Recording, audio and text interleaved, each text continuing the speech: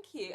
First of all, congratulations on this film. I thought it was really fantastic, really well done. And Rufus, I want to start with you. How was it for you, obviously recreating that infamous interview? How did you prepare for that scene? How did you work with Gillian on it? What was that like?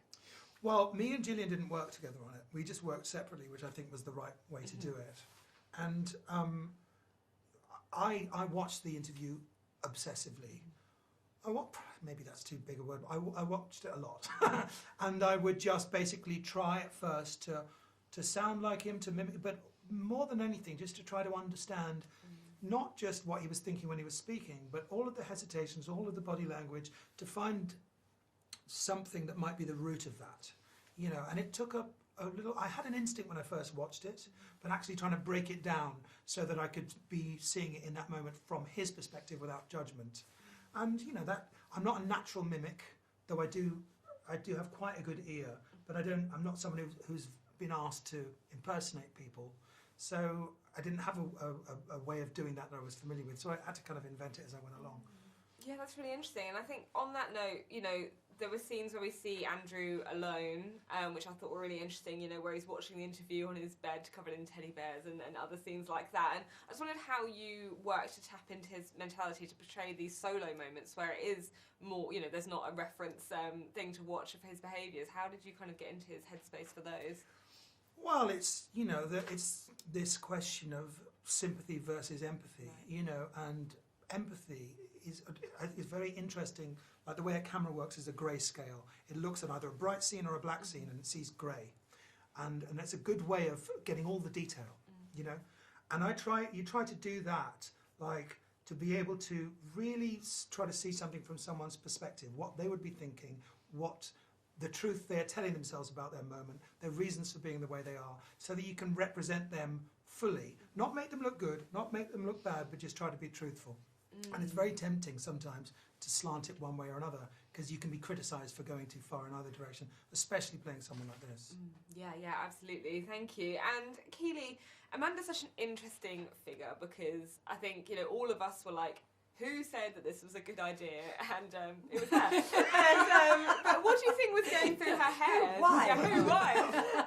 But yeah, what do you think was going through her head, you know, during this process? I mean, do you think she genuinely believed Andrew had nothing to do with it? What was kind of your interpretation of her method, I suppose? Well, there's very little about Amanda. You know, she's a very private person. There are photographs which aren't especially helpful at all, and a speech she gives for Picture Palace, a sort of wide shot of a speech. You know, it's really unhelpful. So I spoke to Sam McAllister, and because she knows her, yeah, she's the only person, she was around, and so that was great to be able to talk to her about Amanda. But really, I was in the much more luxurious position of sort of creating that person, and I do think, and I totally believe that she thought that it would be a really positive thing for Andrew to do this interview. I think she wanted everyone to see him through her eyes. Really, they were great friends, and she believed in him completely. I mean, that was something that I wanted to work on too. Is like an important part of my character is, why did she believe? Yeah. You know, so I spent a lot of time looking at footage of where he did come across as the kind of person who could swing it. Yeah. You know what I mean? Where him being really charming and naughty and approachable and disarming with all people and all of those you know. things, and you know, you would just laugh along and think, oh, there's a whole I'm generation liking him. who don't have the history that we do, growing up with Andrew as a much younger man in the press and being charismatic and being kind of outrageous, but you know, he was a star. Yeah, He was a star, and all it's of those difficult things to are look part back of at it. that now Yeah, exactly. But there's little ghosts of it, or moments where he attempts to do that, but he's not given the oxygen to do it, and you can see him kind of flounder, which is very interesting. Yeah, definitely. I was going to say, you see flickers of that in the interview, but then he just says something really like outrageous, and you're like, oh, mate. Anyway, on that note, we're out of time. But thank you so much, and congratulations again. It was really fantastic. Thanks very much. Thank you. Cheers. let's start that again. Yeah. Congratulations. It was really, really well done. I thought it was such an interesting story to tell. And Billie, I think, Sam is a previously unsung hero in this story, really. She did so much of the work behind the scenes. What do you think is important about showing the work of these women behind the scenes and how these stories managed to get told? Well, I think the interview did so much. I think it was the catalyst to so many things that happened beyond it that are really, really important, and holding people with that level of status to account. They have to be accountable, and it's very rare that you would get that level of access to someone like that. And seeing the women who brought that interview to our screens and their story and their quest to get it done, sort of ping-ponging between the BBC and the royal family, how hard that is, how many red lines there were, how male it was often. It's kind of, they need this day in the sun because what they did was truly remarkable and, a big part of history. So, yeah, I think that's what I loved about it, and that's where my sort of bite for the film came. Yeah, absolutely. And I understand that you worked quite closely with Sam to kind of bring your version of her to life. What did that look like, and what was it about her that really fascinated you as a character, I suppose? Well, she is a fascinating character, so it's like it's a gift as an actor because she's, the story in and of itself is amazing. How she made that interview happen is amazing. But she as a person is kind of, there are so many things to choose from as an actor. She's unlike anyone I've ever met. She is, she's incredibly smart, goes without saying, very high energy, has this sort of air of icon about her, and she loves the negotiation. So she's fascinating, really. Yeah. She's so ballsy. Yeah, she's so cool. I want to be her. I know, I do. I wish I actually felt like her every day. Yeah, if only. And she's so positive as well. So it's such a dog-eat-dog world that there's a sort of steeliness to a lot of those people in that industry. But she's unlike that. She's she's warm. She's I don't know. She just has a totally different approach, and it obviously works. Because she got, the interview of, I don't know I'll ever see an interview like that again. No. Yeah, absolutely. It's so true. And Gillian, on a similar note, Emily Maitlis, such a familiar face. We all know her so well from on TV, and she's so revered. So what was that process like for you of getting into her as a character, I suppose? And what did that look like, that preparation? Well, I mean, on the one hand, it's similar to any time you take on an historical character, I think, just in terms of the deep dive that you might do. And fortunately, with someone like Emily, who's so much in the public eye, there's a lot of footage out there that you get to watch, whether or not you have face-to-face time with them. So I was very lucky in that regard, and it was a lot of it was a lot of that. It was listening and watching and observing mannerisms, and a little bit more daunting than playing somebody who is deceased. But I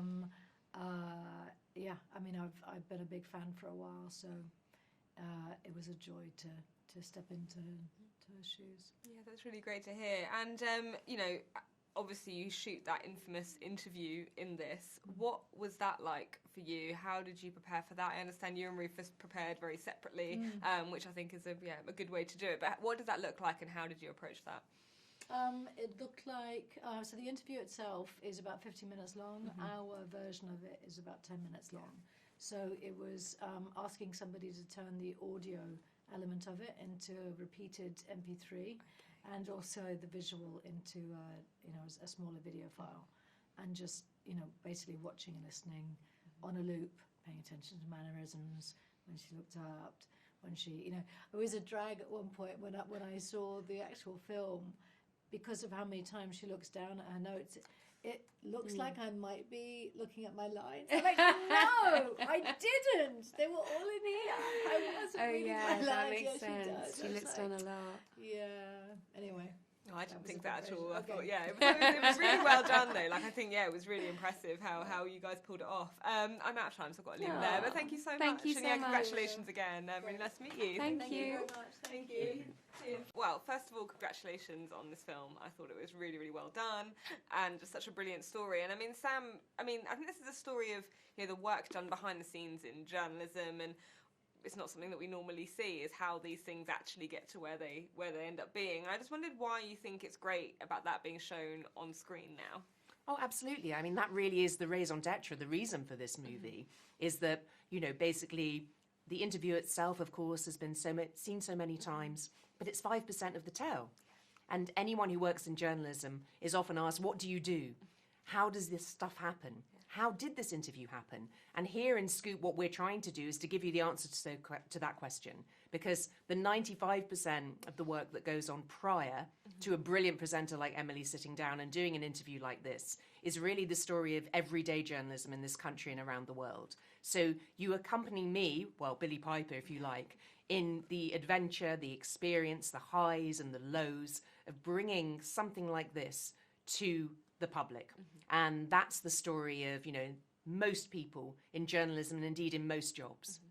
Yeah, absolutely. And was there anything in particular that you were really keen to have shown in the film? You know, I appreciated the scenes of Sam, Billie, you on the bus home, trying to like rearrange childcare to do the work. You know, the kind of unglamorous side of things that people definitely don't think about. And was there anything in particular that you were like, this is the reality of it that I need to have shown on screen? Absolutely. I love that you've picked up those particular instances, because they were exactly the kinds of instances that I wanted people to see. I'm not, you know, kind of like feeling sorry for myself. This is what everyone does, right? We get on the bus, we get on the tube, we walk, however we get there. We've got children to drop off at nursery. And then by the time we arrive at the workplace, already 3 hours into my working day, in my case, as a part-time single parent as I was, again, no self-pity, luckiest person alive to have a healthy, wonderful child. But you're 3 hours in. And then you've got the most stressful, you know, kind of like environment, bringing news and maybe a 12-hour shift. And then you get home and you've got to kind of do snacks and, you know, do washing and clear out the cat litter. And that's how most people live. So I didn't want to give a misimpression of what it was like. Of course, there were moments of excitement and thrills. It was an incredible job. But behind that was the infrastructure of every family in this country. You know, a mother, a child, the cats, friends, moments of sadness, moments of fear, and of course, on the bus. Hugely important. Originally, it was written, as Philip knows, I was in a taxi, and I was like, absolutely not. I was never in a taxi. A, couldn't afford it, and B, wouldn't spend the licence fee payer's money. So we moved from the taxi to the bus, and I apologise because I think that was really hard to film. No, it was fantastic to film. I loved it. Yeah. Oh, that's great. Thank you. And Philip, I want to talk to you about recreating, obviously, that interview that we've all seen and we all know so well. And what were the conversations like with Gillian and Rufus to pull that off, and how was it done? It must have been quite hard to recreate it so well. It was challenging to do, and it's scary to do, and sometimes you do jobs because they're scary, and this was one of those. You know, it was an interview that everybody knows really well, and not just in terms of the lines that Andrew says, the answers to the questions, but also the room, the framing, the camera work. All of those things were really well known, and so yeah, you try to find, I suppose, a way that the actors can inhabit those characters, but do so in a way that feels familiar to people who know the real version of the story, but also doesn't turn into an impersonation and become just sort of mimicry. And so all of those things are, that's our job. We love it. We spend lots of time talking about it. We rebuilt the room that the interview took place in. We redid the carpet. We matched all of the BBC had, I think, had 6 cameras, digital cameras filming. We did all of those. So we really worked hard to make it match the interview that everyone had seen, so that when in the future, when you're when both things are alongside each other, you know, they look similar. And I think actually in one of the newspapers they had one of our shots of the interview and the real interview, and I think they miscaptioned them. They did. It happened in two, actually. Yeah, and so they gave us. That's how good it was. That's testament, isn't it? That's great. And you know, on the flip side of that, I really liked the scenes where Andrew is alone, kind of imagining what he might have been feeling. You know, watching the interview on his bed covered in teddy bears. And how did you go about bringing those to life? 'Cause obviously, those are very much imagined scenes. So yeah, what was the process like with those? I think we did do a lot of research, and we do a lot of reading around it, and have the people that we know inside that world that we talk to, and you try to with factual drama, you try to make it as rooted in reality as possible. But I think what drama can do, which is the exciting thing about it, as distinct to documentary, and there've been some wonderful documentaries on this subject already. But I think drama can put you into people's heads, and it can give you the emotional experience and the emotional perspective and the emotional insight of those characters. And so yeah, those moments when Andrew's on his own are important, because he, I guess, goes on a journey through the film, and I think right at the end you get the sense that he's understood really for the first time the sequence of events that he's set in motion, and that's an important part of the experience of watching the film. Yeah, absolutely. Thank you. And Sam, I saw some really fantastic pictures of you with Billie wearing the same outfit, and you just looked. It was actually outfit, uncanny. right? Yeah, I think it is. It was uncanny. It was brilliant. And you know, how closely did you work with Billie to kind of bring her version of you to life? And what was that like having her play you? Oh my God, it's amazing. I mean, I literally screamed when I heard that she'd accepted the part, because I felt that she would be someone who would be able to capture my essence, that the range between the dark moments, the hard work, the seriousness, but also the levity and bringing up a child, which she's experienced, and her laugh, which like mine can fill an ocean. So she was very generous with her time. She spent a lot of time with me. She hadn't played a real person before. I don't know why I'm putting that. And so really she spent the time and put in the effort to get to know the physical aspects, obviously the incredible costume and makeup and the walk which she kindly practiced. A friend of mine filmed it and sent it to her, but also who I am, my essence in terms of my values, my love for martinis, of course, but my love for my mother and my son, what it's like bringing up a kid on your own, working in a high-pressure environment, the relentless nature of the work I was doing, my passion for it, my love of it, my energy for most of the day, and then flopping on the sofa watching Netflix at night. So I think she encapsulated all those things through the generosity of the time she spent with me and the brilliance of her acting and her performance. So, you know, I cried when I saw her performance, so I'm really grateful to her. Yeah, amazing. I mean, she's such an incredible actor, and did a really, amazing. really great job. She's So yeah, I'm out of time, so I've got to leave it there. But thank you so much, and Thank you so congratulations much. again. Such a Really nice pleasure. to meet you. Thank Thank Such you. a pleasure.